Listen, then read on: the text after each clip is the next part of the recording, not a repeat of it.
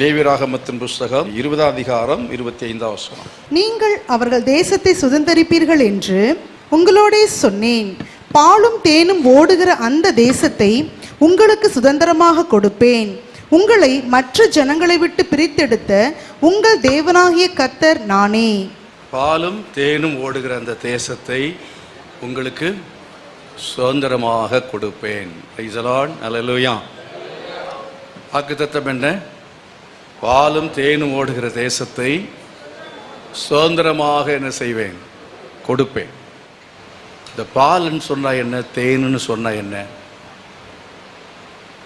நான் ரொம்ப யோசித்து பார்க்குறேன். பால் அப்படின்னு சொன்னாலும் ஒரு அர்த்தம் இருக்குது, தேன்னு சொன்னாலும் அர்த்தம் இருக்குது. பால்னு சொன்னால் என்ன சொல்லலாம்? நல்ல பால் குடித்தா நல்லா புஷ்டி ஆகும், அப்படி தானே? ரெண்டும் ரொம்ப சத்தான ஒரு உணவு. இப்போ பால் குழந்தைகள் நல்லா குடிக்கிற குழந்தைகளை பார்த்தீங்கன்னா பால் குடித்தவங்க ரொம்ப புஷ்டியாக இருக்கிறாங்க. தேன் அப்படின்னு சொல்கிற சமயத்தில் ரொம்ப இனிப்பாக இருக்குது. ஒரு இனிப்பான வாழ்க்கை, ஒரு செழிப்பான வாழ்க்கை, ஒரு ஆரோக்கியமான வாழ்க்கை. இனி நிறைய நம்ம அதாவது தேவன் நமக்கு கொடுக்க போகிறதான வாழ்க்கையை பற்றி ஒரு தேசம் அப்படின்னு சொல்லும்போது, தேசம் நமக்கு ஒரு வாழ்வை குறிக்கிறது. ஒரு வாழ்க்கை அப்படின்னு சொல்லும்போது நம்ம பொதுவாக நினைக்கிறோம், நல்ல ஒரு வேலை கிடைக்கணும், அதை விட என்னென்னா திருமணமாகணும், நல்ல ஒரு பொன், அதாவது ஒரு மணமகள் கிடைத்து விட்டால், ஒரு மணமகன் கிடைத்து விட்டால், ஒரு பெண் அமைந்து விட்டது அப்படின்னா அவருக்கு வாழ்க்கை அமைந்து விட்டது அப்படின்னு சொல்கிறோம். அதே போல் நல்ல ஒரு மணமகன் அமைந்து விட்டால் அவருக்கு, அந்த பெண்ணுக்கு ஒரு வாழ்க்கை அமைந்து விட்டது. ஒரு பெண் அமைந்து விட்டால் அந்த பையனுக்கு ஒரு வாழ்க்கை அமைந்து விட்டது. இல்லைன்னா என்ன சொல்கிறோம்? அவனுக்கு லைஃப்பில் செட்டில் ஆகலை, வாழ்க்கை அவனுக்கு அமையவில்லை அப்படின்னு சொல்கிறோம். வாழ்க்கை அப்படிங்கிறது திருமணத்தை பொறுத்து நம்ம பொதுவாக நினைத்து கொண்டிருக்கிறோம். ஆனால் நமக்கு என்னென்னா, நமக்கு இந்தியாவில் பிறந்து வளர்ந்துருக்குறோம். இந்தியாவில் பிறந்து வளர்ந்துருக்கிற நம்ம யாரும் இந்த நாட்டை விட்டு வெளியே போ அப்படின்னு சொல்லக்கூடியதாக ஒரு த்ரெட் நமக்கு இன்னும் வரல. ஆனால் வராதுன்ற நிச்சயம் கிடையாது. நிறைய இந்தியாவில் என்ஆர்சி, சிஏ அப்படின்னு எல்லாம் கேள்விப்பட்டிருப்பீங்க. அதாவது இந்த நாட்டில் பிறந்தீங்க அப்படிங்கிறதுக்கான ஆதாரத்தை காட்டு அப்படின்னு சொல்லி கேட்குறாங்க. அது ஒரு சட்டம் கொண்டு வந்திருக்கிறாங்க. ஆதார் கார்டு இருக்குது, ஆதார் கார்டுன்னு யார் கேட்டால், அது ஆதார் கார்டு நீ வச்சுருக்கிறதுனால நீ என்ன செய்ய முடியாது, இந்த நாட்டு குடியுரிமை உனக்கு தர முடியாது. அப்படி என்று சொன்னால் நீ பூர்வீகமாக இந்த நாட்டில் வந்து பிறந்ததுக்காக சரியான ஆதாரம் நமக்கு இருக்க வேணும், ரிட்டனில் வேணும். அவருடைய தகப்பனார் பூர்வ குடிகள் இருந்தாக என்பதற்காக சொத்து இருக்கிறதா, அதனுடைய ப்ராப்பர்ட்டி ஏதாவது டாக்குமெண்ட் இருக்கிறதா, இப்படியெல்லாம் போட்டு குழப்பி அதுக்கு ஒரு பெரிய போராட்டம் நடந்து அப்படியே அது பெண்டிங்கில் இருக்குது. திரும்ப அந்த என்ஆர்சி, சிஏ இதெல்லாம் திரும்ப வருமா என்றால் அது சட்டம் வடிவமாக்கப்பட்டிருக்கிறபடினாலே அது வந்து வரலாம். அப்படிலாம் வந்தது என்று வைத்துக்கொள்ளுங்கள். இந்த நாட்டில் நீங்கள் உங்கள் குடியுரிமையை கொண்டு போய் ப்ரூவ் பண்ண முடியலைன்னா ஆங்காங்கே அதுக்கென்று சொல்லி அகதிகள் முகாம் கட்டி வைத்திருக்கிறார்கள். அகதி முகாம்கள். சிட்டிசன் என்று ப்ரூவ் பண்ணலைன்னா, இந்த நாட்டுடைய குடிமகன் என்று ப்ரூவ் பண்ணவில்லை என்றால் ஓட்டுரிமை இருக்குது, அது எல்லாத்தையும் வச்சு அவன் ஏற்றுக்கொள்ள மாட்டேங்கிறாங்க. அப்படி என்றால் அவள் எல்லாத்தையும் கொண்டு போய் என்ன செய்யணும்? அந்த அகதிகள் முகாமில் அடைச்சிடணும் அப்படின்னு சொல்லி நிறைய கட்டி போட்டுட்டு இருக்கிறாங்க. இதெல்லாம் நம்ம கேள்விப்படுகிற ஒரு செய்தி. அதிர்ச்சியாக இருக்குல்ல? யோசித்து பார்த்ததே இல்லைல்ல? நம்ம யார் வந்து வெளியே போன்னு சொல்ல போகிறாங்க? வெளியே போக சொல்ல மாட்டாங்க. வெளியே எங்கே போக முடியும்? ஆனால் நம்ம நாட்டுக்குள்ளே நம்ம அகதிகளாக மாற முடியாது அப்படின்னு இல்லை. என்ன வேணால் நடக்கலாம். அந்த மாதிரி ஒரு நிலைமை நமக்கு நாடு இல்லை, நான் அந்த நாட்டு குடிமகன் இல்லை அப்படின்னு சொல்லி நம்மை வந்து அவர்கள் பிடித்து அவர்கள் அடைத்து போட்டால், நாட்டில் நம்ம வெளியில் நடமாட முடியாதபடிக்கு அகதிகளாக இலங்கையிலிருந்து வந்த அகதிகள் பாருங்க, அவர்கள் வந்து ஒரு அகதி முகாமில் இருக்கணும், வெளியில் அவர்கள் வேலை செய்ய முடியாது, சுதந்திரமாக அவர்கள் வேலை, அரசாங்க வேலை சரி எந்த வேலையும் செய்ய முடியாது, அரசாங்கம் கொடுக்கிற சலுகைகளை பெற்றுக்கொண்டு அங்கே வாழ வேண்டும். இதெல்லாம் நம்ம யோசித்து பார்த்துருக்கவே மாட்டோம். இன்றைக்கு பாருங்கள், பாலஸ்தீன பிரச்சனை, பாலஸ்தீனர்களுக்கு சொந்தமான நாடு இல்லை அப்படிங்கிறது பெரிய பிரச்சனை. இஸ்ரவேல் மக்களுக்கு சொந்தமான தேசம் இல்லை என்கிறதுல தான் அவர்கள் கிட்டத்தட்ட எத்தனை வருஷம், கிட்டத்தட்ட 2000 வருஷம் இல்லையா, கிட்டத்தட்ட 2000 வருஷம் அவர்கள் நாட்டை இழந்து பட்ட அவஸ்தைக்கு அளவே கிடையாது. எல்லா இடத்துல போனாலும் அவங்க நாயை துரத்துற மாதிரி துரத்துருவாங்க. அந்த மாதிரி கஷ்டப்பட்டாங்க. நமக்கு சொந்தமான ஒரு நாடு. நீங்கள் இப்போ எந்த நாட்டில் போனாலும் நீங்கள் எந்த நாடு அப்படின்னா ஒரு இந்தியன் அப்படின்னு இந்தியன் சொல்லும்பொழுது ஒரு மதிப்பு இப்போ வந்திருக்கு கொஞ்சம். எங்கே போனாலும் ஒரு இந்தியன் அப்படின்னு சொன்னால் ஒரு மதிப்பு இருக்கிற, முந்தைய அதுக்கு இல்லை. இப்போ ஒரு இந்தியன் அப்படின்னா காரணம் என்னென்னா, நம்முடைய தேசத்தை பற்றி பார்க்கும் பொழுது நாட்டுடைய வலிமை, அதனுடைய இராணுவ வலிமை, அநேக காரியங்களிலே அது இப்போ கொஞ்சம் சிறந்து விளங்குவதாக உலக அளவில் பெயர் பெற்று வருகிறது. பொருளாதாரத்தில் எல்லாவற்றிலையும் நாம் வளர்ந்து வந்திருக்கிறோம். ஆனால் அப்படின்னால என்ன அப்படின்னா, நம்ம இந்தியா தேசத்தில் இருக்கிறோம் என்றால், நம்ம இந்திய தேசத்தில் குடிமக்களாக இருப்பதுனாலே நமக்கு வெளிநாட்டில் போனாலும் ஒரு மதிப்பு, ஒரு மரியாதை, நமக்கு என்னென்ன ஒரு அனாதை போல ஒரு எண்ணம் கிடையாது. நான் ஒரு இந்தியன் அப்படிங்கிறது. நீங்கள் இருக்கிற சமயத்தில் இங்கே வெளிநாட்டில் போய் செட்டில் ஆகணும்னு நீங்கள் விரும்பலாம். ஆனாலும் வெளிநாட்டில் போய் நீங்கள் செட்டில் ஆனாலும் இந்திய குடி உரிமை, இந்த இந்திய பாஸ்போர்ட்டு இது கையில் இருக்கிறது தான் உங்களுக்கு வலிமையை ரங்கத்தை கத்திரமயப்படுத்துவா. அந்த இந்திய பாஸ்போர்ட் இல்லை அப்படின்னா வெளிநாட்டில் இருந்தாலும் ரொம்ப சிக்கல் தான். ஆகவே இஸ்ரவேல் ஜனங்களுக்கு ஆண்டவர் சொல்லுகிறார், நான் ஒரு தேசத்தை கொடுப்பேன். ஆமென், அல்லேலூயா. உங்களுக்கு நான் தேசத்தை என்ன செய்வேன், கொடுப்பேன் என்று கர்த்தர் வாக்குத்தத்தம் பண்ணினார். அவர்களுக்கு எப்பொழுது இந்த வாக்குத்தத்தத்தை கொடுத்தார் என்கிறதெல்லாம் நம்ம ஆராய்ந்து பார்க்கும் பொழுது, முதல் கர்த்தர் இந்த வாக்குத்தத்தமான வார்த்தையை அவருடைய அதாவது தாத்தாவுக்கு கொடுத்தார், முற்பிதாவாகிய ஆபிரகாமுக்கு கொடுத்தார். ஆபிரகாமுக்கு சொன்னார், நான் காண்பிக்கும் தேசத்துக்கு போப்பா என்று சொல்லி கர்த்தர் அவனுக்கு அந்த தேசத்தை வாக்குத்தத்தம் பண்ணினார். அவன் அந்த தேசத்துக்கு என்ன செய்தான், போனான். அந்த தேசத்துக்கு அவன் போனான். பின்பு அவனுடைய சந்ததிகள், சுருக்கமாய் சொல்ல போனார், அவன் காலத்துக்கு பிறகு அவன் ஈசாக்கோடு யாக்கோபுடன் கூடாரங்கள் என்ன செய்தான், தேசத்தில் குடியிருந்தான். அதுக்கு பிறகு யாக்கோபு லாபான் இடத்துக்கு போனான் என்று சொல்லி பார்க்கிறோம், திரும்பி வந்தான் என்று சொல்லி பார்க்கிறோம். அதுக்கு பிறகு யோசேப்பை விற்று போட்டார்கள். அவன் எகிப்துக்கு போனான். இங்கே எகிப்துக்கு போய் அங்கே அவன் குடியிருக்கும் பொழுது ஒரு 30 ஆண்டு, அதற்கு பிறகு இந்த யாக்கோபும் அவனுடைய யோசேப்புடைய சகோதரர்களும் எல்லாரும் தானியம் கொள்ளும்படி அங்கே போனார்கள். போகும் பொழுது கடைசியில் இந்த யோசேப்பு தன்னை வெளிப்படுத்துகிறான், அவன் சொந்த சகோதரன் என்பதை வெளிப்படுத்துகிறான். அதுக்கு பிறகு என்ன செய்கிறாங்க, இங்கேயே வரும்படி தேவர் இமிகிரேஷன்.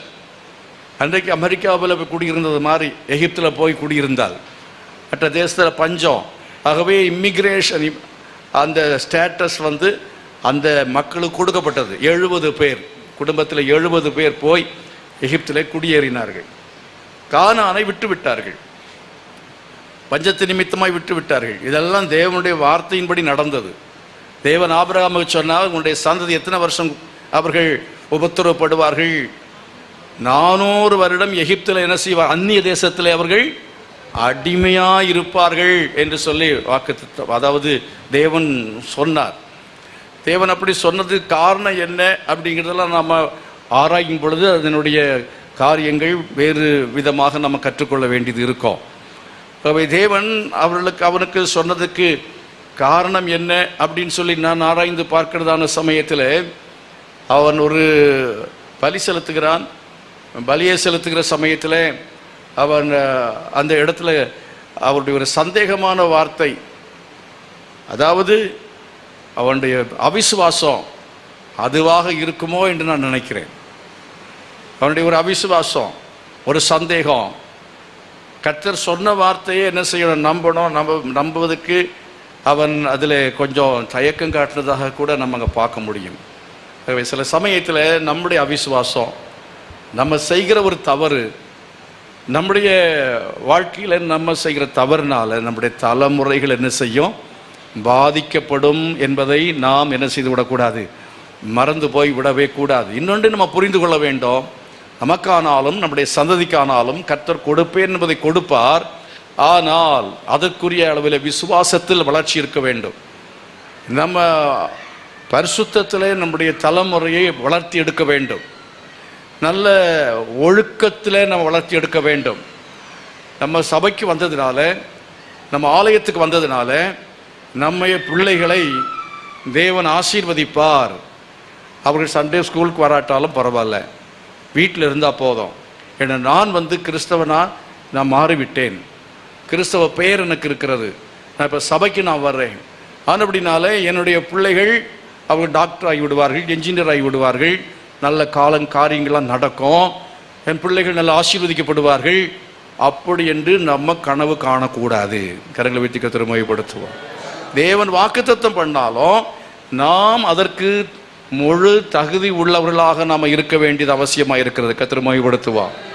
முழு தகுதி நமக்கு அதற்கு என்ன செய்ய வேண்டும், இருக்க வேண்டும். அதே போல் நம்முடைய பிள்ளைகளுக்கு முழு தகுதி இருக்கணும்.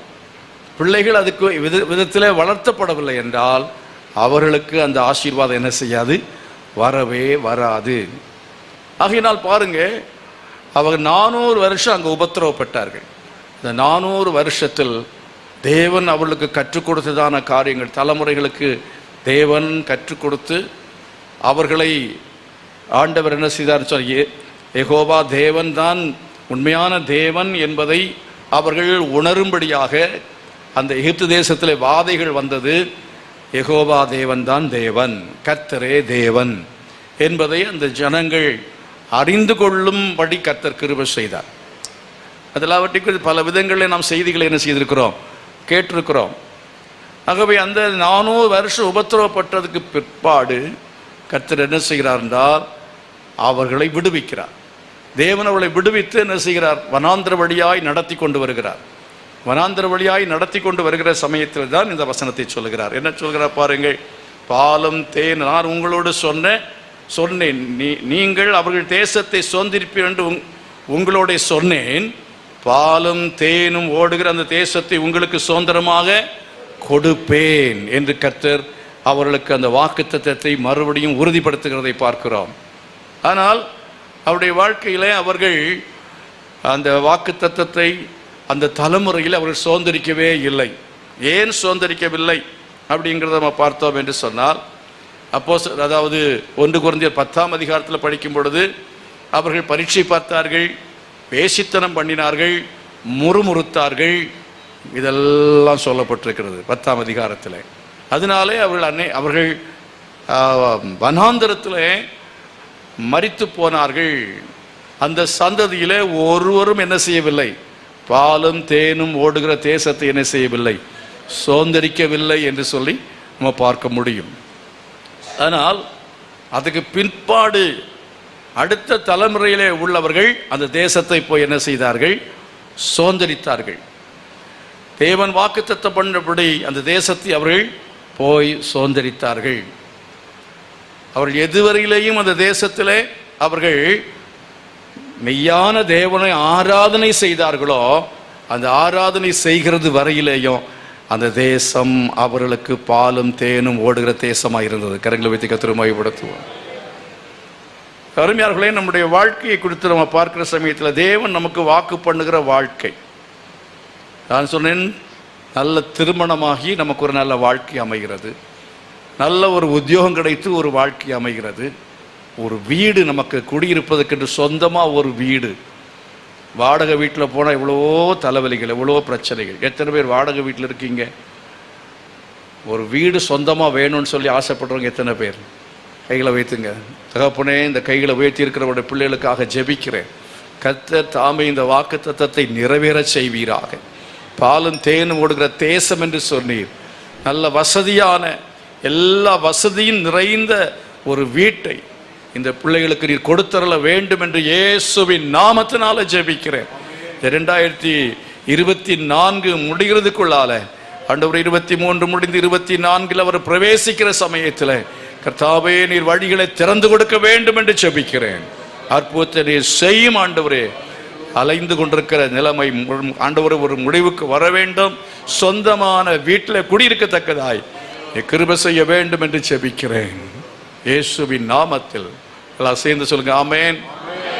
அதாவது தேசம் என்பது ஒரு பெரிய தேசம் நமக்கு ஆண்டவர் கொடுத்திருக்கிறார். ஆனாலும் நமக்கு ஒரு வீடு இல்லைன்னா ஒரு 2000 ஸ்கொயர் ஃபீட் இல்லை ஒரு 1200 ஸ்கொயர் ஃபீட்டு ஒரு இடம் இருந்துன்னு சொன்னால் அப்படி ஒரு சொந்தமாக ஒரு 2 பெட்ரூமு, ஒரு கிச்சன், அப்புறம் ஒரு சின்ன ஹால், அப்புறம் இதெல்லாம் வசதியோட ஒரு வீடு இருந்துன்னா அது குறிப்பாக சகோதரிமார்களுக்கு ரொம்ப சந்தோஷம். அப்படிதானா? ஆண்கள் கூட இதை பற்றியே கவலைப்பட மாட்டாங்க. காரணம் காலைல போயிட்டு ராத்திரி வருவாங்க, எங்கே படுத்தா என்ன அப்படின்னு போயிடுவாங்க. ஆனால் வீட்டில் இருக்கிற சகோதரிமார்களுக்கான பெரிய ஒரு வேதனை என்னென்னா, எனக்கு ஒரு சொந்த வீடு வேணும், சொந்த வீடு வேணும். இந்த ஏக்கத்தை கர்த்தர் காண்கிறார். ஆமென். அதை காண்கிற கர்த்தர் இந்த வாக்குத்தத்தத்தை கொடுக்கிறார். நான் தேசத்தை கொடுப்பேன், உனக்கு ஒரு வீட்டை என்ன செய்வேன் கொடுப்பேன், ஒரு நிலத்தை என்ன செய்வேன் கொடுப்பேன். தேசம் என்றால் நிலம். உனக்கு ஒரு நிலத்தை என்ன செய்வேன் கொடுப்பேன், உனக்கு வாழ்க்கையை நான் என்ன செய்வேன் கொடுப்பேன், உனக்கு ஒரு உத்தியோகத்தை, நல்ல உத்தியோகத்தை என்ன செய்வேன் நான் கொடுப்பேன் என்று கர்த்தர் உங்களுக்கு ஒரு வாக்குத்தத்தமான வார்த்தையை அவர் சொல்லுகிறவர். நிச்சயமாய் அதை அவர் நிறைவேற்றுவார் என்பதில் சந்தேகமே இல்லை. அருமையானவர்களே, இந்த வாழ்க்கை என்று சொல்லும் பொழுது 2 வகையான வாழ்க்கை. ஒன்று என்னவென்று சொன்னால், இந்த உலகத்திலே நமக்கு கிடைக்கிற ஒரு நல்ல வாழ்க்கை. சத்தமாக கர்த்தருமாய் ஓடுத்துவோமா? என்னதான் இருந்தாலும் சரி, நம்ம ஆலயத்துக்கு வந்திருக்கிறோமே, வந்திருக்க நம்மளுடைய எண்ணமெல்லாம் என்ன, நம்ம ஜபமெல்லாம் என்ன, எனக்கு ஒரு நல்ல வாழ்க்கை, எனக்கு ஒரு நல்ல வீடு, நல்ல வேலை, நல்ல உத்தியோகம், நல்ல நிலம், இப்படி எத்தனையோ காரியங்கள் நமக்கு மனதில் ஓடிக்கொண்டிருக்கிறது. இதுக்காகத்தானே ஜெபம் பண்ணுகிறீர்கள். இதுக்காக தான் நம்ம ஜெபம் பண்ணி என்ன செய்கிறோம், கேட்குற ஆண்டவரே என்றைக்கு எனக்கு ஒரு நல்ல காரியத்தை செய்ய மாட்டேங்கிறேன், என் பிள்ளைக்கு ஒரு கல்யாணம் நடக்கணும் ஆண்டவரே, நல்ல ஒரு மருமகனை தாங்க, நல்ல ஒரு மருமகளை தாங்க, இப்படி எத்தனையோ காரியங்கள். சில சமயத்தில் ஒரே சேலையை எல்லா ஞாயிற்றுக்கிழமையும் துவைச்சு கட்டிட்டு வர்றதான சகோதரிகள், நீங்கள் ஜெபிக்கிற ஜெபம் என்ன, ஆண்டவரே ஒரு சேலை கூட நீ தந்தா ரொம்ப சந்தோஷம், ஒரு வாரத்துக்கு எல்லா வாரம் உடனே கட்டிட்டு வரனே, மாற்றி கட்டுறதுக்கு ஒரு சேலை கிடைக்காதா?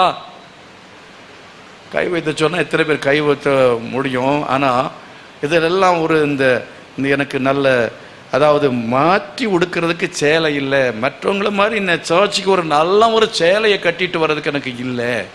ஒரு கல்யாண வீட்டுக்கு போகணுன்னா எந்த சேலையை கட்டுறது, நான் மாற்றி உட்காந்துட்டு இருக்கிறேனே, நல்ல சேலை இல்லையே, அதனால அந்த கல்யாணத்துக்கு போக முடியலையே. இந்த மாதிரி நிறைய ஏக்கங்கள் இருக்கிறது.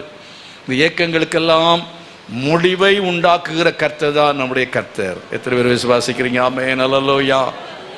அதான் சொல்கிறேன், கொடுப்பேன், உனக்கு என்ன செய்வேன், தேசத்தை கொடுப்பேன், ஒரு வாழ்வை கொடுப்பேன். இந்த உலகத்தில் நமக்கு ஒரு நல்ல விதமான வாழ்க்கை, நல்ல வாழ்க்கை. அதாவது இதை சொல்கிற சமயத்தில் நான் உணர்ந்து தான் சொல்கிறேன். அநேக பாஸ்டர்ஸுகள், யங் பாஸ்டர்ஸுகள், போன வாரத்தில் ஒரு பாஸ்டர், 2 பாஸ்டர்ஸுகள் 2 வாரமாக, எனக்கு ஒரு வாரம் உடம்பு நல்லா இல்லை, ஃபோன் யாரும் எடுக்கலை, ஒரு 2 பேருடைய ஃபோன் வந்து கொண்டே இருந்தது. ஒருத்தருக்கு என்ன வேண்டும், ஒருத்தர் என்னென்னா சர்ச்சுக்கு நிலம் கேட்டார், அதுக்கு உதவி கேட்டார், கொடுத்தேன். நம்முடைய சபையிலேருந்து தான் அப்படியும் உதவி நம்ம செய்கிறோம். அடுத்து அவர் கட்டடம் கட்டி கொண்டிருக்கிறேன், எனக்கு நீங்கள் உதவி செய்யுங்கன்னு கேட்டார். நியாயமான கோரிக்கை தான், ஆனால் வெயிட் பண்ண மாட்டேங்கிறாரு. ஏதோ நம்ம இங்கே கட்டுக்கட்டாக வச்சுருக்கிறோம், கேட்ட உடனே அங்கே போயிடணும் அப்படின்னு சொல்லி எதிர்பார்க்குறாங்க. இப்போ மாத கடைசியில் பார்த்தீங்கன்னா எங்கே சம்பளத்தை போடுறது, எந்த இதை பண்ணுறது அப்படின்னு இருப்போம். 1ஆம் தேதிக்கு பிறகு கொஞ்சம் வெயிட் பண்ண வேண்டாமா? சில ஆட்களுக்கு கேட்கறதுக்கே விவரம் கிடையாது, எப்போ கேட்கணும்னு. இப்போ ஒருத்தட்ட கடன் கேட்கணும்னா கூட 1ஆம் தேதி பிறகு போய் கேளுங்க. ஸ்தோத்திரம்.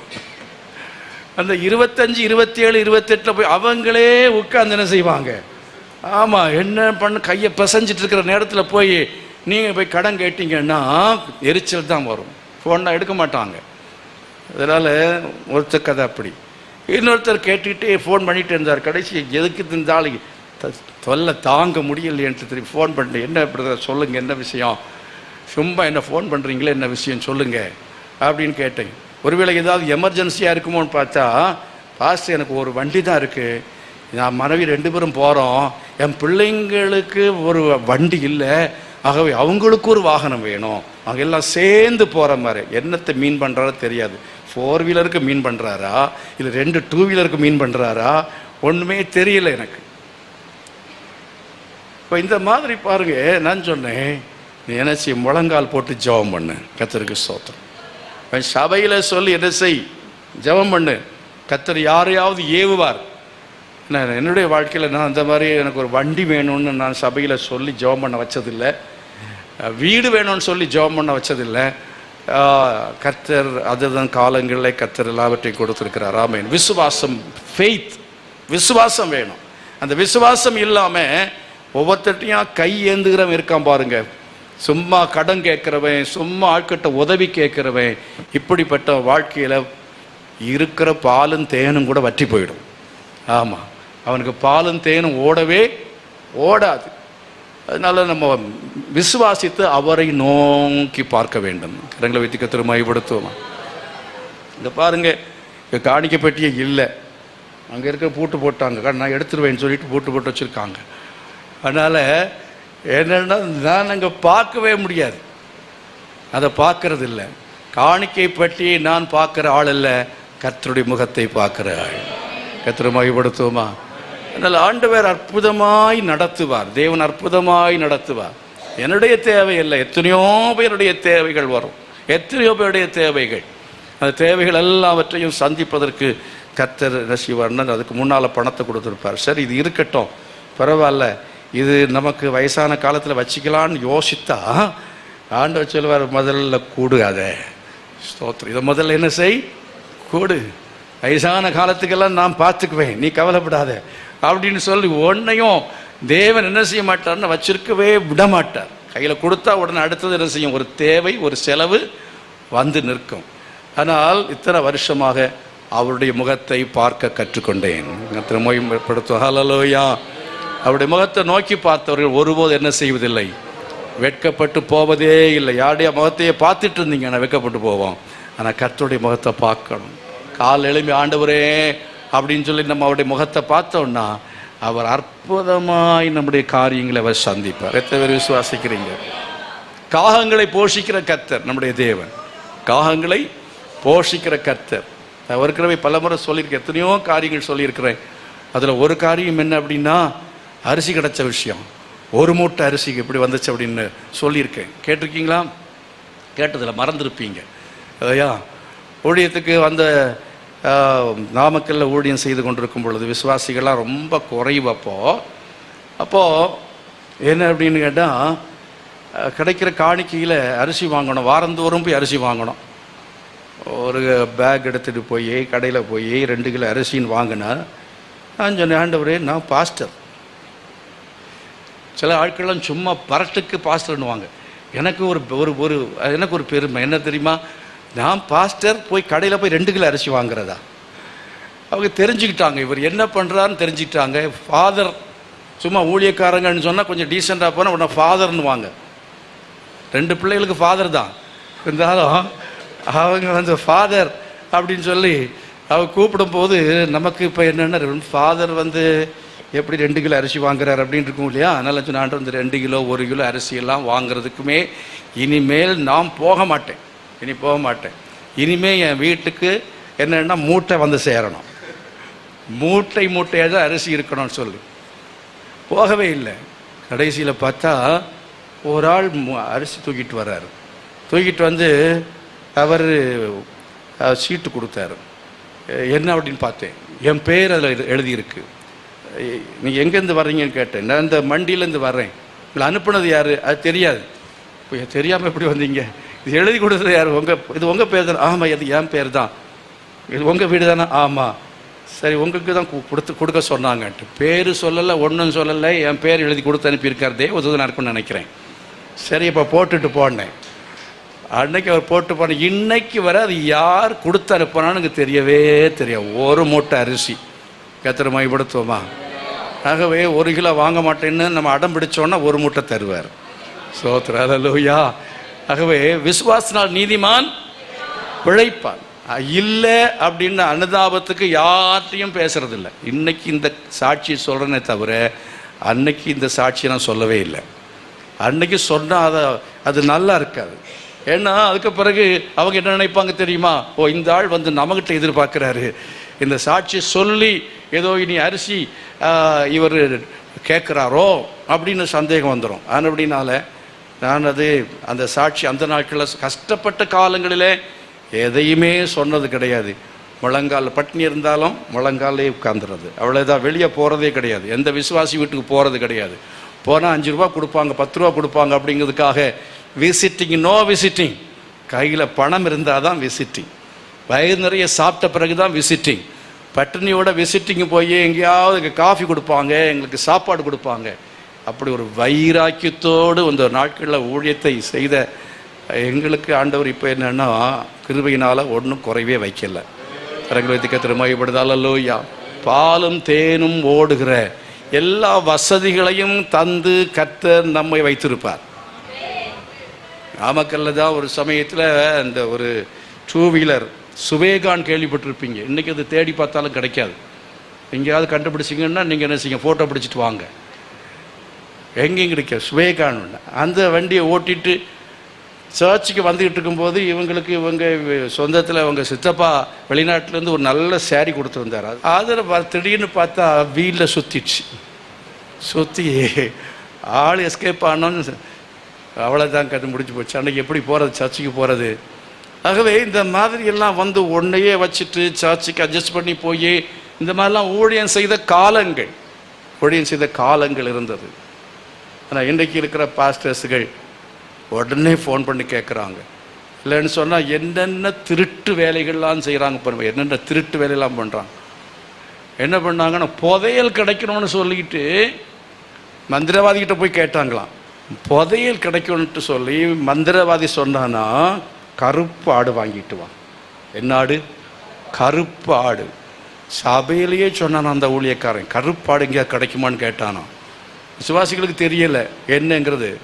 கருப்பாடு வாங்கிட்டு போய் அங்கே அதை வெட்டி பலி கொடுத்து அங்கே கிடைக்கும், புதையல் கிடைக்கும்னு எதிர்பார்த்தா அத்தனை பேரும் பயங்கரமாக என்ன செய்தாங்கன்னா கடனில் மாட்டி செத்தே போனாங்க. ஒருத்தம் கூட இல்லை. என்ன சொல்கிறேன், புதையல் கிடைக்கும், அது கிடைக்கும், இது கிடைக்கும்னு சொல்லி பேய்க்கு பின்னால் போனா, பிசாசுக்கு பின்னால் போனா, மந்திரவாதம், பில்லிசூனியம், ஊழியக்காரன் மந்திரவாதத்தில் பில்லிசூனியத்தில் அவன் விழுந்துட்டான்னு சொன்னால் அவன் குடும்பமே ஒன்றுமில்லாமல் போயிடும். குடும்பம் ஒன்றுமில்லாம சாபம் போடல. இது சத்தியம், வசனம். ஆகையினால்தான் இந்த லேவியராகமத்தில் சொல்லப்பட்டு, நான் பரிசுத்தர், உங்களை பிரித்து எடுத்தேன். நான் பரிசுத்தராக இருக்கிறது போல நீங்கள் என்ன செய்யுங்கள், பரிசுத்தராயிருங்கள். பரிசுத்தராயிருங்கள். பரிசுத்தமான வாழ்க்கை, இதை நம்ம வாழ்க்கையில் நம்ம வைராக்கியமாய் பரிசுத்தத்துக்காக வாழ்ந்தோம் என்று சொன்னால் கர்த்தர் நிச்சயமாய் நம்முடைய வாழ்க்கையில் பாலும் தேனும் ஓடும்படி கர்த்தர் கிருபை செய்வார். நம்முடைய தலைமுறைகளுடைய வாழ்க்கையில் கர்த்தர் பாலும் தேனும் ஓடும்படி கர்த்தர் கிருபை செய்வார். எத்தனை பேர் விசுவாசிக்கிறீர்கள்? நான் காலைல கூட சொன்னேன், என்ன தெரியுமா, அதாவது எல்லாம் இருக்கும் பொழுது பரிபூர்ணமாக இருக்கையில் நீ என்னை சேவியாமற் போனது நிமித்தம் என்று ஒரு வார்த்தை வரும். அப்போது எனக்கு ஒரு பயம் என்ன தெரியுமா, எல்லாம் பரிபூர்ணமாக இருக்கிறது, ஆனால் கர்த்தரை சேவிக்கிறதுல நான் குறைவு வைப்பேன் என்று சொன்னால் எல்லாத்தையும் அனுபவி அப்படின்னு இன்னும் தந்து அனுபவிக்க வச்சுட்டு என்ன பண்ணுவார் தெரியுமா, பரலோகத்தை எடுத்துருவார். ஆகவே இந்த உலகத்தில் நமக்கு ஒரு நல்ல தேசம், நமக்கு நல்ல ஒரு வசதி, பாலும் தேனும் ஓடுகிற வாழ்க்கை நமக்கு கிடைக்கலாம். அதை எதிர்பார்த்து விட்டு மண்ணுக்காக என்ன செய்யக்கூடாது, மாணிக்கத்தை விட்டுறக்கூடாது. மண்ணுக்காக மாணிக்கத்தை விட்டுறவே கூடாது. பரலோகத்தை விட்டுவிடவே கூடாது. நல்ல பொண்ணு, நல்ல மாப்பிள்ளை, நல்ல உத்தியோகம், ஆனால் ஒன்று என்னது, விசுவாசத்துக்குள்ளால இல்லை. ஆகையினால அட்ஜஸ்ட் பண்ணிக்கலாம் அப்படின்னு சொல்லி நீங்கள் கர்த்தருடைய வழியை விட்டு பின்வாங்கினால், கர்த்தருடைய பிரமாணங்களை விட்டு பின்வாங்கினால் எல்லாம் இப்போ நிறைவாக இருக்கிறது. ஒரு சகோதரி சந்திக்கிறதுக்கு ஒரு குடும்பத்தில் ஒரு பாஸ்டர் போனார். ஏன்னா அவங்க சபைக்கு வரல. அப்போ சபைக்கு வராத அவங்க தான் பார்த்து அந்த பாஸ்டர் தான் கல்யாணமெல்லாம் பண்ணி வச்சார். ரொம்ப நாள் கல்யாணம் ஆகாமல் இருந்தது. அப்புறம் பார்த்து ஒரு நல்ல கல்யாணமெல்லாம் பண்ணி வச்சார். குழந்தை இல்லை. அப்புறம் குழந்தைக்காக ஜெபம் பண்ணார். குழந்தை கிடச்சிது. இப்போ சாட்சிக்கு சபைக்கு வர மாட்டாங்கிற அந்த சகோதரி. இப்போ சபைக்கு வராமல் இருந்த உடனே இவங்க போய் கேட்டார். இந்த பாஸ்டர் என்ன கேட்டார்னா, என்ன சிஸ்டர் நீங்கள் சபைக்கு வர மாட்டேங்கிறீங்க, முன்னால் ஒழுங்காக வந்துட்டு இருந்தீங்களே, நல்லா உற்சாகமெல்லாம் இருந்தீங்களே, இப்போ சபைக்கே வரதில்லையே, என்ன விஷயம் அப்படின்னு கேட்டால், அது பாஸ்டர் இந்த பிள்ளைங்க பிறந்த ஒருபாடு பெரிய தடையாக இருக்குது, சபைக்கு வர்றதுக்கு முடியலை, அந்த பிள்ளைகளால் தான் நான் தடைப்பட்டிருக்கிறேன், சபைக்கு வர முடியாதபடி தடைப்பட்டிருக்கிறேன் அப்படின்னு. அந்த பாஸ்டர் சொன்னாரன், முழங்கால் போடுவோம், ஜெபம் பண்ணுவோம், கர்த்தர் தடையை மாற்றுவாராக.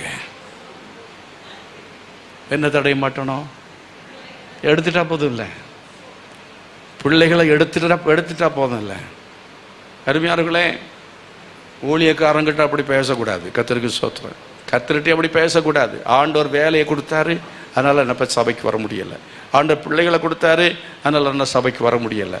ஆண்டவர் எனக்கு உத்தியோகத்தை கொடுத்தார், ஆகவே எனக்கு நிறைய ரெஸ்பான்சிபிலிட்டி இருக்கிறது, அது அப்படின்னா எனக்கு சபைக்கு வர முடியவில்லை சொல்லவே கூடாது. காலையில் கூட நான் சொன்னதை திரும்ப சொல்கிறேன். ஒரு குடும்பம் செல்லெல்லாம் நடத்திட்டு இருந்தாங்க. அதுக்கு பிறகு சபைக்கு வர காணோம். ஆனால் அந்த பிரதர் என்ன செய்வார்னா, ஒழுங்காக காணிக்கை அனுப்பிடுவார். காணிக்கை அவர் அனுப்புறது எனக்கு உடனே தெரியும், ஆன்லைனில் வந்துடும். ஆனால் அப்படிங்க ஏன் சபைக்கு வரல பாஸ்டர், நான் ஆன்லைனில் பார்த்துக்கிறோம் அப்படின்னாங்க. ஆன்லைனில் பார்த்தாங்க. ஆன்லைனில் பார்த்ததுனால அந்த வீட்டில் ஒரு ஆண் வந்து அந்த அந்த அந்த அந்த வீட்டுக்கு வந்து ஒரு ஆண் கூட இப்போ அந்த அம்மா போகிறாங்க. கர்த்தருக்கு ஸ்தோத்திரம். ஆன்லைன் கடைசியா, ஆமாம், புரியலையே உங்களுக்கு? அழுறாங்க அந்த பிரதர். போகிற வண்டியில் ஏறி போகிறா, சொன்னால் கேட்க மாட்டேங்கிறாங்க. ஒரு வீட்டை காலி பண்ணியாச்சு, வீட்டுக்காரரு அவங்கள துரத்திட்டாங்க, இது இந்த ஏற்றுக்கொள்ள மாட்டோன்னு சொல்லி. இப்போ அடுத்த வீட்டுக்கு போனோம், அங்கே இதே தொழில் நடக்கிறது. ஜெபம் பண்ணுங்க. அழுறார் அந்த மனுஷன். 10-20 கிலோ குறைஞ்சிட்டார், ஆள் மெலிஞ்சு போயிட்டார். ஒழுங்காக மனைவியும் பிள்ளைகளையும் கூட்டிட்டு சபைக்கு வரல அப்படின்னா நிலைமை தலைகீழாக போயிடும்.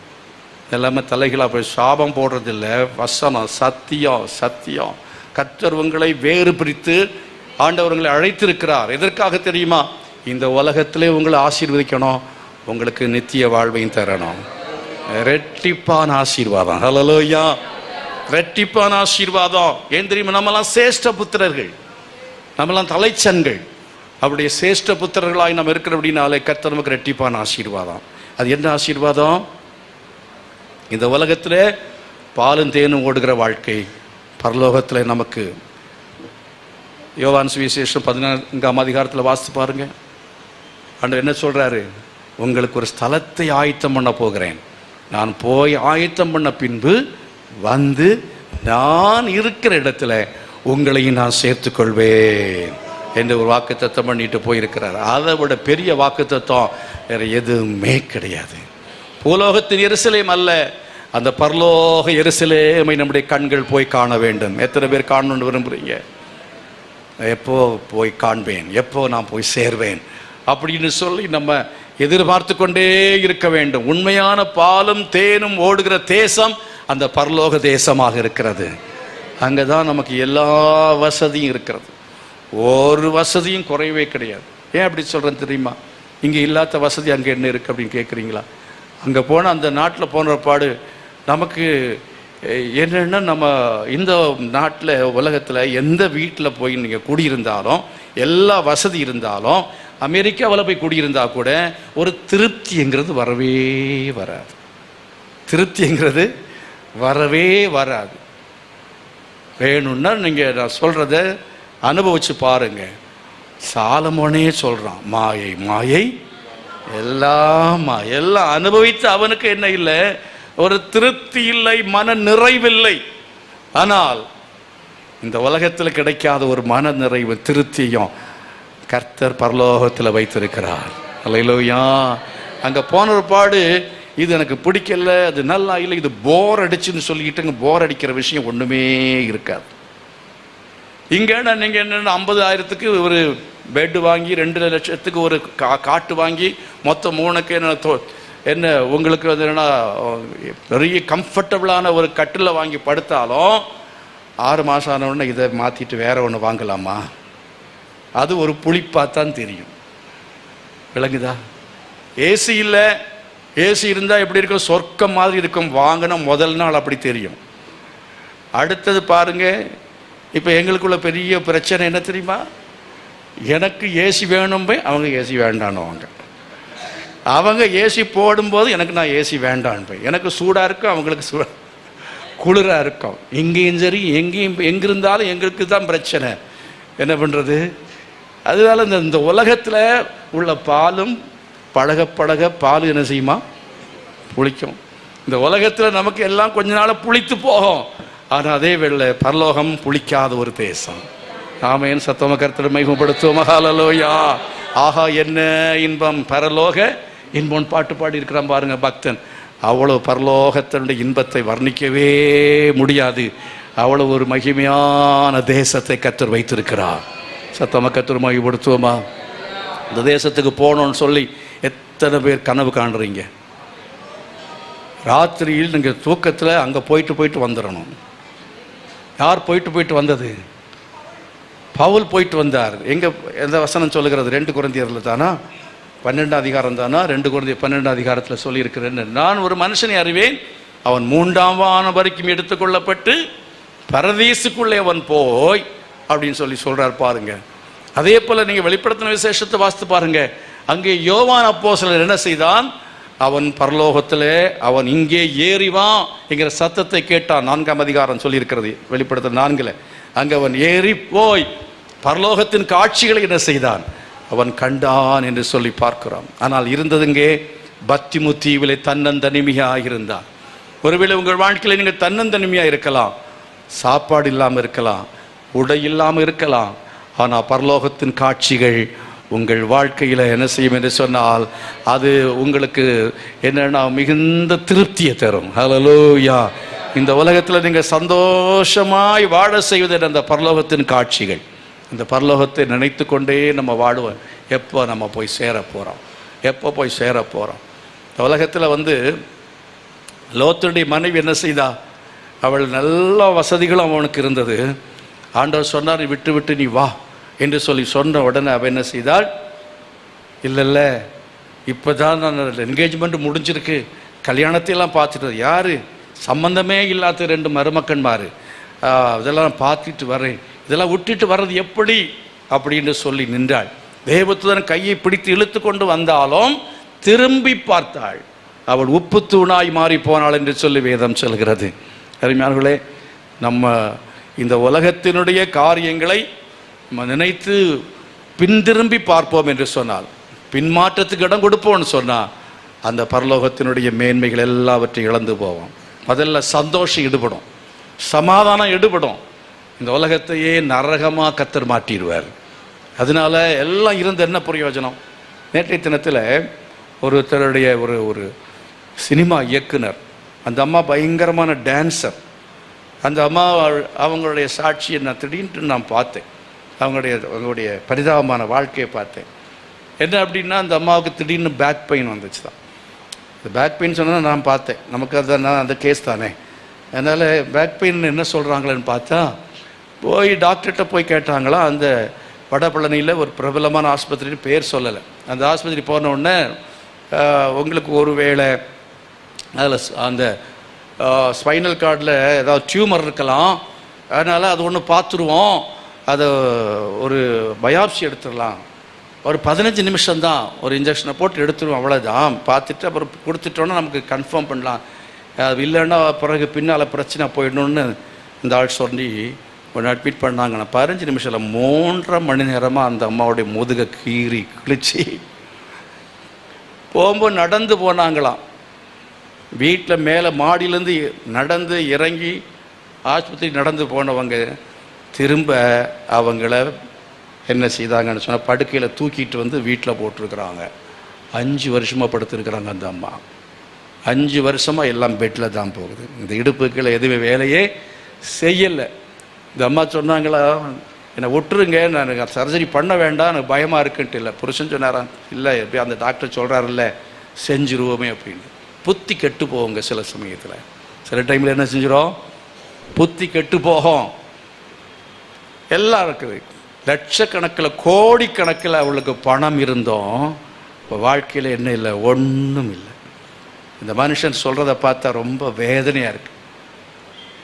ஒரு நிமிஷத்தில் எடுத்த தவறான முடிவு இப்போ அவர் எல்லாத்தையும் விட்டுட்டு மனைவிக்கு கூட உட்கார்ந்து அந்த அம்மாவை கவனித்து கொண்டே இருக்கிறார். வாழ்க்கை அது சீக்கிரமாக மாறிவிட்டது. எவ்வளோ சம்பாதிச்சிருக்கலாம், எவ்வளோ புகழ் பெற்றிருக்கலாம், ஆனால் அருமையானவர்களே, ஆண்டவருடைய ஆசீர்வாதம் இல்லைன்னா இந்த உலகத்தில் நமக்கு என்ன இருந்தாலும் ஒரு நிமிஷத்து எல்லாம் தலைகீழாக மாறி போயிடும். அதனால் பாலும் தேனும் ஓடுகிறதான வாழ்க்கை கர்த்தர் நமக்கு தருகிறான். அதுதான் என்ன வாழ்க்கை தெரியுமா? இந்த கிறிஸ்டியன் லைஃப், கிறிஸ்தவ வாழ்க்கை, கிறிஸ்துவுக்குள் வாழுகிற வாழ்க்கை. இப்போ கிறிஸ்துவுக்குள் ஒருவன் இருந்தால் புது சிருஷ்டியாக இருக்கிறான், பழையவர்கள் எல்லாம். நம்ம கிறிஸ்துவுக்குள்ளே இருக்கிறவனுடைய வாழ்க்கை அப்படின்னா, அந்த கிறிஸ்துவுக்குள்ளே இருக்கிறவனுக்கு 1000 பிரச்சனை இருந்தாலும் அவனை எல்லா பிரச்சனையும் கர்த்தர் விடுதலை ஆக்குவார். அல்லேலூயா. உதாரணத்துக்கு யோபுவை பாருங்க. யோபுடைய வாழ்க்கையில் அவருடைய முன்னிலைமை பார்க்கலும் பின்னிலைமை கர்த்தர் என்ன செய்தார், ஆசீர்வதித்தார் என்று சொல்லி நம்ம பார்க்கிறோம். வாழ்க்கையில் வேண்டுமென்றா பலவிதமான கஷ்டங்கள் வரலாம், ஆனாலும் கர்த்தருக்குள்ளே இருக்கிறவர்கள் அவர்கள் நிச்சயமாக என்ன செய்வார்கள், உத்தமன் என்று விளங்கின பிற்பாடு கர்த்தர் அவர்களுக்கு இந்த பூலோகத்திலும் ஆசீர்வாதத்தை கொடுப்பார், பாலும் தேனும் ஓடுகிற வாழ்க்கை கொடுப்பார், பரலோகத்தில் ஜீவ கிரீடத்தை பெறுவார்கள். 10 நாள் உபத்திரவப்படுவீர்கள், ஆனாலும் நீங்கள் என்ன செய்யுங்கள், நீங்கள் உறுதியாக இருங்கள், தைரியமாக இருங்க அப்படின்னு சொல்லி கர்த்தர் சொல்லுகிறார். அது அப்படின்னால ஆண்டவர் நமக்கு வைத்திருக்கிறதான அந்த நித்திய வாழ்வை பெறணுன்னாலும் சரி, இந்த உலகத்தில் கர்த்தர் நம்மை ஆசீர்வதிக்க வேண்டும் என்று சொன்னாலும் சரி, கிறிஸ்துவுக்குள் நாம் வாழுகிற வாழ்க்கையை தெரிந்து கொள்ள வேண்டும். எத்தனை பேர் கிறிஸ்துவுக்குள்ள வாழ விரும்புகிறீங்க? கிறிஸ்துவுக்குள் வாழுகிற வாழ்க்கை அப்படிங்கிறது என்ன அப்படிங்கிறது சாதாரணமாக விளக்கவே முடியாது. நீங்கள் வேதத்தில் நிருபங்களை படித்து பாருங்கள். கிறிஸ்துவுக்குள் கிறிஸ்துவுக்குள் கிறிஸ்துவுக்குள் கிறிஸ்துவுக்குள் அப்படிங்கிற அந்த வார்த்தை எல்லாத்தையும் கோர்வையாக எழுதி அப்படியே நீங்கள் அந்த ஆராய்ச்சி செஞ்சு பாருங்கள், தலையே சிரட்டி வெடிச்சிடும். அவ்வளவு ஆழமான விஷயம்தான் கிறிஸ்துவுக்குள் என்று இருக்கிற சத்தியம். அது புரிந்து கொள்வது மிக கடினமான ஒரு விஷயம். உதாரணத்துக்கு நீங்கள் எபேசியர் நிருபத்தை எடுத்து வாசித்து பாருங்க. 1 அதிகாரம் 1 வசனம், எபேசியர் 1:1 கிறிஸ்து இயேசுவுக்குள் விசுவாசிகளாக இருக்கிறவர்களுக்கு அப்படின்னு சொல்லுவார். 1 அதிகாரத்தில் 4 வசனத்தை வாசித்து பாருங்க, 3 வசனத்தை வாசித்து பாருங்க. நம்முடைய கர்த்தராகிய இயேசு கிறிஸ்துவின் பிதாவாகிய தேவனுக்கு ஸ்தோத்திரம். அவர் கிறிஸ்துவுக்குள் உன்னதங்களிலே ஆவிக்குரிய கிறிஸ்துவுக்குள், மறுபடியும் பாருங்க, கிறிஸ்துவுக்குள் உன்னதங்களிலே ஆவிக்குரிய சகல ஆசீர்வாதத்தினாலும் நம்மை ஆசீர்வதித்து வைத்திருக்கிறார். எத்தனை பேர் விசுவாசிக்கிறேன்? யார் ஆசீர்வதித்து வைத்திருக்கிறது? தேவன். எப்போ? கிறிஸ்துவுக்குள். எப்போ? இப்ப பாருங்க, அடுத்த வசனம் வாசித்து பாருங்க, 4 வசனமா. தமக்கு முன்பாக நாம் அன்பில் பரிசுத்தம் உள்ளவர்களும் குற்றம் இல்லாதவர்களுமாய் இருப்பதற்கு அவர் உலக தோற்றத்திற்கு முன்னே கிறிஸ்துவுக்குள் நம்மை தெரிந்து கொண்டபடியே. ஹலோ, புரிஞ்சுதா? எப்போ? உலக தோற்றத்துக்கு முன்னே கிறிஸ்துவுக்குள் நம்மை அவர் தெரிந்து கொண்டார். கரங்களை கொட்டி கத்திர பயப்படுதால். அல்லேலூயா. கிறிஸ்துவுக்குள் அப்படிங்கிறது சாதாரணமாக ஏதோ நம்ம கிறிஸ்துவ மதத்துக்குள் வருவதல்ல. கிறிஸ்துவுக்குள் என்பது அது மகா பெரிய சத்தியம், மகா பெரிய சத்தியம். அதை நம்ம உணர்ந்து கொண்டு கிறிஸ்துவுக்குள் இருக்கிறோமா, கிறிஸ்துவுக்குள் வந்திருக்கிறோமா என்கிறதை நாம் என்ன செய்ய வேணும், பார்க்க வேண்டும். கிறிஸ்துவுக்குள்ளான அந்த வாழ்க்கையை நாம் உடையவர்களாய் நாம் மாற வேண்டும். கிறிஸ்துவுக்குள் நாம் இருப்போம் என்றால், கிறிஸ்துவுக்குள் நாம் வாழ்வோம் என்று சொன்னால், நிச்சயமாகவே கிறிஸ்துவுக்குள் வாழுகிற வாழ்க்கை, அந்த வாழ்க்கையில் என்ன கத்த வச்சிருக்கிறாரு? பாலும் தேனும் ஓடுகிறதான அனுபவத்தை வைத்திருக்கிறார். எத்தனை பேர் விசுவாசிக்கிறீங்க? சமயம் என்ன செய்து விட்டது? முடிந்து விட்டது. கர்த்தருக்கு ஸ்தோத்திரம். என்னால் நிறைய பேசணும். உங்களை பார்க்கும் பொழுது எனக்கு விட மனசு கிடையாது, உங்களை விடுறதுக்கே மனசு கிடையாது. அதனால் நேற்றுக்கு சாயங்காலம் சொன்னாங்க, நாளைக்கு எப்படி நின்று பேச போகிறீங்க? திடீர்னு பார்த்தா நேற்றுக்கெல்லாம் காலுக்கு பயங்கரமான வலி வந்துடுச்சு. பயங்கரமான வலி, நடக்கவே முடியலை. மெதுவாக நடந்து நடந்து நடந்து வீட்டுக்குள்ளே நாளைக்கு எப்படி நிற்க போகிறீங்கன்ட்டு. அதாவது ஈசாக்கு ஆபிரகாம்கிட்ட கேட்டான். என்ன கேட்டான்? கத்தி இருக்குது, அப்புறம் விறகு இருக்கிறது, ஆட்டுக்குட்டி எங்கேங்கிற மாதிரி தான் கேட்ட கேள்வி. கர்த்தர் பார்த்து கொள்வார். ஆமென். வந்து நின்ன பிற்பாடு கர்த்தர் மான்களுடைய கால்களை போல் ஆக்குகிறார். ஆமென். அல்லேலூயா. எவ்வளோ நேரம் பேசினாலும் பேசிக்கிட்டே போவேன், பேசிக்கிட்டே இருக்கலாம். அவ்வளோ விஷயங்கள் இருக்கிறது. கடைசியாக நான் உங்களுக்கு சொல்லி நான் முடிக்கிறேன். என்னன்னு சொன்னால், இந்த வாழ்க்கை அப்படிங்கிறது பழுதற்ற வாழ்வு, பரிசுத்த வாழ்வு, பரிபூர்ணமான வாழ்வு, கிறிஸ்தவ வாழ்வு, உயிருள்ள வாழ்வு, ஒளி உள்ள வாழ்வு. அல்லேலூயா. இதெல்லாம் என்ன வசன ஆதாரங்கள் இல்லாமல் சும்மா சொல்லக்கூடாது இல்லையா? அதனால் வசனத்தை நீங்கள் எழுதி கொள்ளுங்கள். ஆதியாகமம் 2:7 சொல்லியிருக்கிறதுபடி ஒரு உயிருள்ள வாழ்க்கை. ஆமென். என்ன உயிருள்ள வாழ்க்கை? ஜீவ சுவாசத்தால் ஊதப்பட்ட வாழ்க்கை. யார் நம்ம பரிசுத்த ஆவியினுடைய அந்த அபிஷேகத்தை பெற்றிருக்கிறோமோ, பரிசுத்த ஆவியின் அபிஷேகத்தை யார் பெற்றிருக்கிறோமோ, அந்த அபிஷேகத்தை நம்ம பெறும் பொழுது கர்த்தர் நமக்கு என்ன செய்கிறார் என்றால், நமக்கு ஒரு ஜீவ சுவாசத்தை நமக்குள்ள ஊதி உயிர் உள்ளவர்களாக மாற்றுகிறார். கரங்களா சேர்த்து கர்த்தரை மையப்படுத்துமா? எல்லாரும் எழுப்பி நிற்போம், எல்லாரும் எழுப்பி நிற்போம். ஆமென். ஹல்லேலூயா. ஆண்டவர்கிட்ட கேளுங்க, ஆண்டவரே நான் கிறிஸ்துவுக்குள் வாழணும், நான் ஒரு உயிருள்ள வாழ்க்கை வாழணும். என்னுடைய வாழ்க்கை உயிருள்ள வாழ்க்கையா இல்லைப்பா. என் வாழ்க்கை உயிருள்ள வாழ்க்கையாக மாறணும். எத்தனை பேர் விரும்புகிறீங்க? என்னுடைய வாழ்க்கை கிறிஸ்துவுக்குள்ளான வாழ்க்கையாக இருக்கணும். என் வாழ்க்கை ஒளி உள்ள வாழ்க்கையாக இருக்கணும், ஒளி கொடுக்கிற வாழ்க்கையாக இருக்கணும். Thank you, Jesus. Praise the Lord. Hallelujah. Glory to God.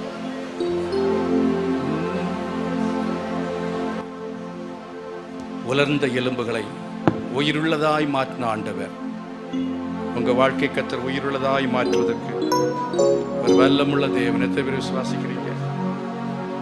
Thank you, Jesus. என் வாழ்க்கை உலர்ந்து போயிருக்கிறது, என் வாழ்க்கை உலர்ந்து போயிருக்கிறது, வறண்டு போய் கிடக்கிறது.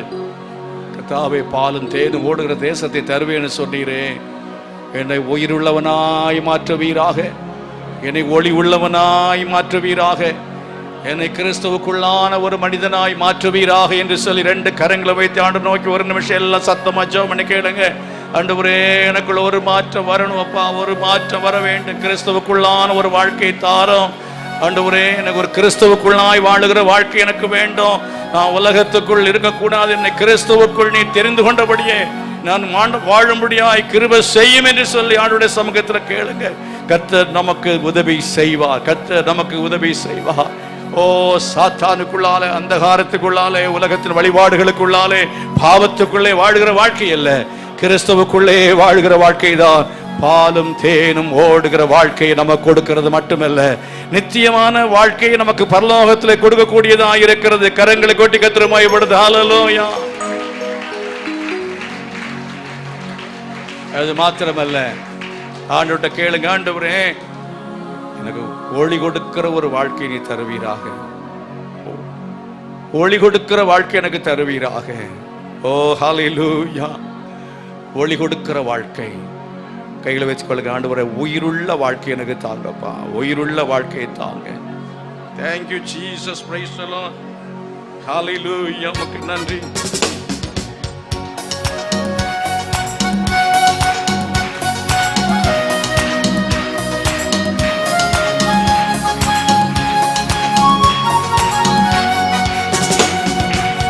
உலர்ந்த எலும்புகள் உயிர் பெற்று எழ வேண்டும்,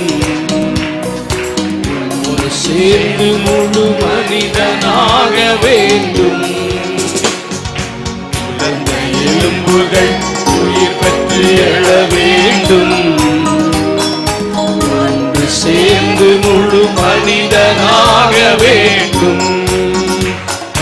அசைவாடும் அசைவாடும் ஆவியான தேவா, ஐயா அசைவாடும் அசைவாடும் ஆவியான தேவா. நரம்புகள் உருவாகட்டும், உம் சிந்தை உண்டாகட்டும். நரம்புகள் உருவாகட்டும், உம் சிந்தை உண்டாகட்டும். ஐயா அசைவாடும் அசைவாடும் ஆவியான தேவா, இன்று அசைவாடும் அசைவாடும் ஆவியான தேவா. சோலினால் மூடனுமே, பரிசுத்தமாகணுமே, தோலினால் மூடனுமே, பரிசுத்தமாகணுமே.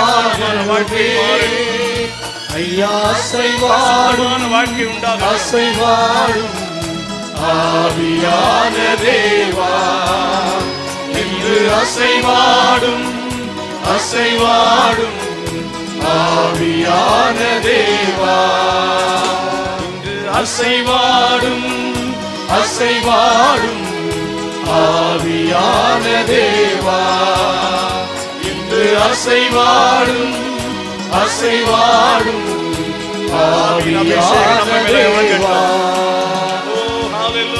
உலர்ந்த எலும்புகள் எல்லாம் உயிர் பெறட்டும். ஒரு உயிருள்ள வாழ்க்கை கர்த்தர் நமக்கு தருவாராக. எல்லா கரங்களை கொட்டி மறுபடியும் கர்த்தரை மையப்படுத்துங்கள். Yes, yes, yes, yes, Lord. Hallelujah, hallelujah, hallelujah. உம்முடைய அபிஷேகம், உம்முடைய அபிஷேகம், உம்முடைய அபிஷேகம் எல்லார் மேலும் ஊற்றப்படட்டும் ஆண்டவரே. உம்முடைய அபிஷேகம் எல்லார் மேலும் ஊற்றப்படட்டும். உலர்ந்த அனுபவங்கள் மாறட்டும், வறண்ட அனுபவங்கள் மாறட்டும், வற்றி போன அனுபவங்கள் மாறட்டும். பாலும் தேனும் உள்ள ஆரோக்கியமான வாழ்க்கை எல்லாருக்கும் உண்டாவதாக உண்டாவதாக. பயன்படுத்துவீராக. பயனுள்ள வாழ்க்கையாய் அவருடைய வாழ்க்கை மாறுவதாக. பரிபூர்ணமுள்ள வாழ்க்கை அவருடைய வாழ்க்கை மாறுவதாக. Jesus Lord, hallelujah. அப்பனே, எங்களோடு கூட பேசினதுக்காய் ஸ்தோத்திரம். பாலும் தேனும் ஓடுகிறதான அனுபவங்களை நீர் எங்கள் ஒவ்வொருடைய வாழ்க்கையிலும் தந்தருளும்படியாய் ஜெபிக்கிறேன். பரிசுத்தமான வாழ்வு ஆண்டவரே ஒவ்வொருடைய வாழ்க்கை உண்டாகட்டும். பழுதற்ற வாழ்வு எல்லாருடைய வாழ்க்கையிலும் உண்டாகட்டும்.